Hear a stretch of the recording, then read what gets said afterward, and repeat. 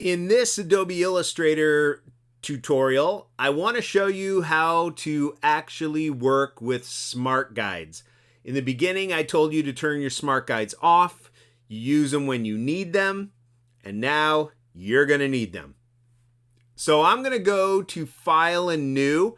I don't have an Illustrator file for this demo, so we're going to start a new one. I will click Print and Letter. Letter is 8.5 by 11.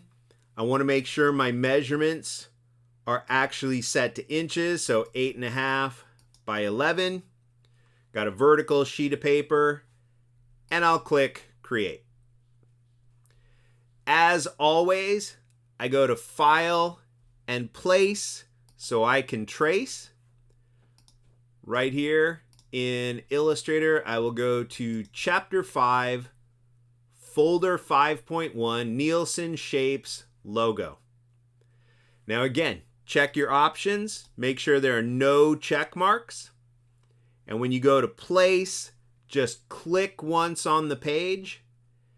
And now we have a problem. And I did this on purpose. Okay, if you take your black arrow and you try to move this, we have a horizontal scan, but I set up a vertical sheet of paper. So if that ever happens, you don't close your file and start all over again. You come down to the bottom of your toolbox tools, and right above the hand tool is your artboard tool. That will activate the artboard or the sheet of paper. And then right up here is the orientation. Portrait means vertical. Landscape, when I click, is horizontal. So now I can just switch back to my black arrow and pull my scan back onto the page. There you go. Everything fits perfectly. As usual, I go to the right of the name of that layer and double click. I will call this Logo Scan. I'm going to make that a template because I want to trace over that layer. I'll dim that down to about 30% as I typically do. And when I click OK, I've got a lightened version of this scan. So again, template layers are locked. You got to leave them alone. You create a brand new layer, and when you double click the name of that layer, you can call that Nielsen Logo Art. I'll hit Enter or Return on my Mac to accept the name, Enter on a PC. And as always, if I'm on a brand new layer, it's D for default colors. I am not going to draw a white logo, so I click on the white fill and I hit the question mark key. What I'm going to do first, for the very first object, I'm going to zoom in just a little bit here, and I'm going to make sure my view menu has no check marks. When I very first start on a file, I have no check marks on the view menu. Okay, what I'm going to do is look for similarities in a shape. So instead of taking the pen tool and clicking every single corner, I can kind of visualize that there's a large rectangle right there. And that is pretty much the same large rectangle right here. So I can take that shortcut, go to the rectangle tool. I'm going to start right up here in the upper left, drag down to that lower right corner right there. Then I want to go to my black arrow, and all I should see is the rectangle, just like this on my screen. You don't want your bounding box. Okay, if you go to View menu, if it says Show Bounding Box, that means you've already turned it off. But if you are showing it, you're going to get these extra little white nodes all the way around the object. Okay, those are transformation tools. I'm not going to be transforming this. So I will go to View menu and hide the bounding box. Okay, all I have to do now that I have established that shape, is make sure I move it straight across over here. And to guarantee I move it straight across, I'm going to use Smart Guides. In order to use those, I have to set them up. So again, on a Mac, that would be Illustrator menu and Preferences or Settings, and then it would be Smart Guides. On a PC, that would be Edit menu, all the way down to Preferences, somewhere down here, and Smart Guides. So on my Mac, Illustrator, Preferences, some computers might say Settings, and then Smart Guides. On my Smart Guides, as I showed in the Preferences demo, you only need 3 of them. You don't need all 7 of these check marks. I want to line up shapes, so I want alignment guides turned on. I want Illustrator to highlight when I'm on an edge or when I'm on a center point, so I want that turned on. And I want anchor or path labels. Tell me when I'm on an anchor point. That's it. I turn off the bottom 2 on the left, and I turn off the bottom 2 on the right. Then when I click OK, I have to turn on my Smart Guides right up here. View menu and Smart Guides. And then the thing that works with those is View menu again, all the way down to Snap to Point. That's going to help me to line things up perfectly. So essentially a Smart Guide is when I click outside with my black arrow to deselect and I hover over a corner, that's a Smart Guide. Or when I hover over the center, that's a Smart Guide. When I hover over the edge, it says Path, that's a Smart Guide. So I can hover over this corner with my black arrow, click, and now the whole thing is active because I'm using my black arrow tool. And now when I go over the center, I'm just going to click and drag, and you'll see a blue line, or in my case, it might be turning black here. You can see this horizontal line. It's guiding me across the page. Now, if I pull up, that line will disappear. But as I pull back down, it will reappear. I'm still lined up, even though I'm way over here. So right there, I hold my Option key on a Mac, that's your Alt key on a PC, and you let go of the mouse first. So now I've made 2 objects exactly spaced apart from each other. Everything lines up. I'm going to click outside, deselect, and then I want to switch to my pen tool. Now the main word you have to remember is overlap. I start not on the edge. I start inside the shape. Click, then I use my Smart Guide to tell me when I'm on the anchor. Click, then I'll come down here. I'm lined up right across from the middle of this rectangle, and I'm intersecting with the edge. Click, I overlap my shape, click, come down to that anchor point right there, so I know I'm on the corner, click, come back up right there, I'm lined up right across from that point, click, and back to the start. So in order to make a large object, sometimes it's easier to break it down into simple objects. So just to show you what we're dealing with here, I'm going to take my black arrow, select this one and fill it yellow. I'll select this one and fill it orange. And I'll select this one and we'll fill it light green. So we don't have the letter N. We have 3 separate shapes. Okay, in order to add those shapes together, it's kind of like playing with Legos. You take a Lego brick and another Lego brick and another Lego brick, and you add them together to make a car or a logo or a house. Okay, this is like the Lego tool.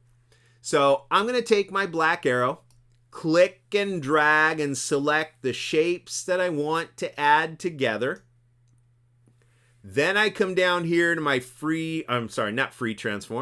my shape builder. Okay, here's one thing you have to watch out for. Your shape builder tool is on the left. On the right of that is something called your perspective grid. You do not want to hit that. But if you do, you're going to see a big perspective grid covering your screen. Okay, that's an advanced feature. I'm not going to be talking about that in my introduction classes. So if you accidentally click this perspective grid and then you switch to the one you should have clicked on, the perspective grid will not disappear. So if that happens by accident, you click on perspective grid and then you decide, wait, I should have clicked on shape builder. The way you get rid of the perspective grid is view, since you're viewing it on your screen. You go all the way down under Smart Guides to the perspective grid option and you hide the grid. It's as simple as that.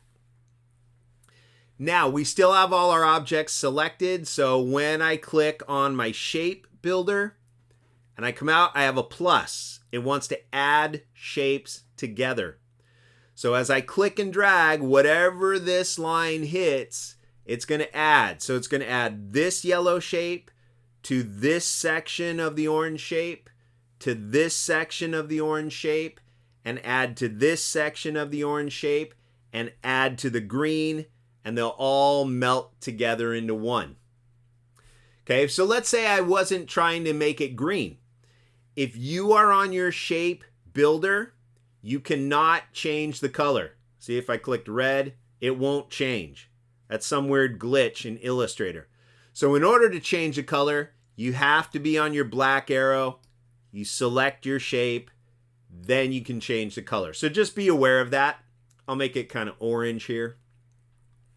I'll click outside with my black arrow. Hold my space bar to push this up. And then you'll notice on the entire word, Nielsen, everything is based off the letter I. If I can figure out that rectangle, it's the same one here, and the same one here, and the same part of the letter E here, and the same part of the letter L right there. So I'm going to zoom in for better detail work here, right about there. I'll come back to my rectangle and I'm going to start right up there. Click and drag down to the lower right. Let me just zoom out once. Option or Alt click with my zoom tool. There we go. And now with my black arrow, I can hover over the center, click and drag, and there's my alignment guide right there. I will hold Option or Alt key to make a copy, and I'll let go of the mouse first. And then I'm going to do it again over here. Option or Alt key. Once my alignment guide shows up, I'll let go of the mouse first. I can hold my space bar for the hand tool and I'll push this over a little more. And now I reselect the letter I. I copied it to the left for the letter N. Now we'll copy it to the right for the letter E and the letter L. On the center point, I click and drag. Option or Alt key for a copy. And when the alignment guide lights up like that, I let go of the mouse first. I'm going to hold Option or Alt key again and drag another one over. There's my alignment guide. I'm holding my Option or Alt key for a copy, and I will let go of the mouse first. The rest of this, like on the letter E, is just other rectangles. So when I click on the rectangle, I want to make sure that when I draw a rectangle, it lines up with the top edge right here. That's the beauty of Smart Guides. If I hover into place right there, I get an alignment guide. I can click and drag and overlap my shape right there. Okay, right here, I don't have anything to line it up with, so I'll just click and drag and overlap it like that. There we go. And then right down here, I get a vertical alignment guide and a horizontal. So the bottom edge is lining up and the right edge is lining up. I click and drag and overlap my shape right there. So I'm going to keep going with these shapes. The letter L is pretty much this same rectangle. There's my alignment guide. Now as I drag up, there's my alignment guide. So I know this rectangle is exactly the same height as that one over there. We'll overlap that right there. I'm going to hold space bar for my hand tool. Let's pull this back, and just like we did the large letter N, we have to do the smaller one. Okay, so I'm going to take my black arrow, click outside, and then I'm going to get rid of the fill for a minute. Click on the orange fill, hit the question mark key, and now I'll come in with my pen tool. I'm going to overlap my shapes. Overlap is the key word. Click. There's my anchor. Click. There's my intersect. Click. Overlap the shape. There's my anchor. Click. There's my intersect. Click. And now I'm back to the start. I'm going to take my black arrow, click outside to deselect, hold my space bar for the hand tool, and I'll push this over, and I'll push it over further. All we have left to do is figure out the letter S. You do not have to draw the letter E again, because we already have one at the beginning of the name. We'll just copy it. You don't have to do the letter N again, because we have one at the beginning of the name. We'll just copy it. So all I have to do is figure out the letter S. Okay, you don't have to have color on these shapes either. So notice I did the letter E, I did the letter L with colors. I'll do the letter S with no colors. Color doesn't matter at this point. I'm going to take my rectangle. Here's my alignment guide. I'm going to click and drag down and to the right. There it aligns with the bottom edge of that rectangle there. Now I'm going to come over here. There's my alignment guides. Click and drag down. There's the other alignment guide and the other alignment guide. Everything is lining up perfectly. Now I go to my pen tool for angles. I'll start up here. Overlap, click, come to the anchor or the corner, click. There's my alignment guide, click. There's my smart guide. I'm on the edge, click. Overlap. Here's my anchor, the corner, click. There's my vertical alignment guide, click. There's my other smart guide, click, and back to the start. Now I take my zoom tool, Option or Alt click to zoom out so I can see the entire word. And that's all I have to figure out here. So here's the shortcut. You click once on your black arrow, then you click once on your shape builder. So right now I have my shape builder tool active. It will not work over here because I haven't selected anything. Okay, so the way you toggle between your black arrow and your shape builder is you hold your command key on your Mac or your control key on a PC. There's your black arrow. Click and drag to select the letter N. Let go of your keyboard, and now your shape builder tool is available. I just scribble over all the parts of the letter. I can scribble over here. It's not going to do anything because those letters aren't selected. See, it only affected the letter N. I hold Command on my Mac or Control on my PC to get my black arrow. Select the letter E. Let go of the keyboard and scribble over the letter E. I hold Command on my Mac or Control on my PC for my black arrow. Select the letter L. Let go of my keyboard for my shape builder tool, and I scribble over the letter L. Hold my Command key on my Mac or my Control key on a PC.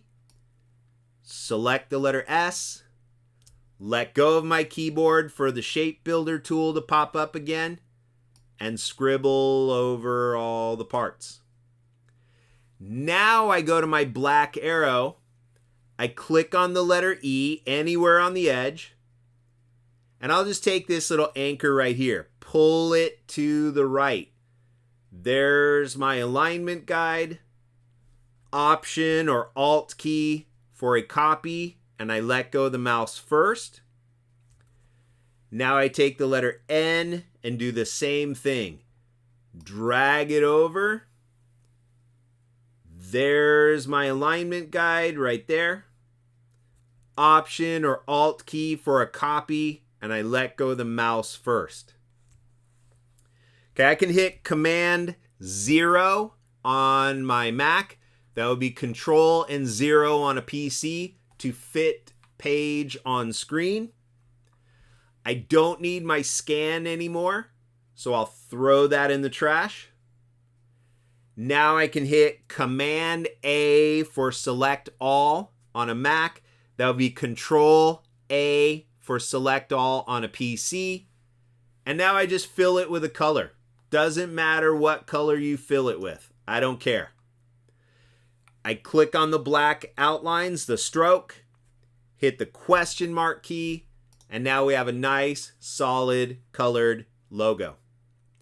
That's it. That's all you're going to do here. File menu, save as. This would be last name, first name, Nielsen logo. On your desktop, as an Illustrator file, you save it, and you just click OK. And that's how you work with smart guides for perfection here in Adobe Illustrator.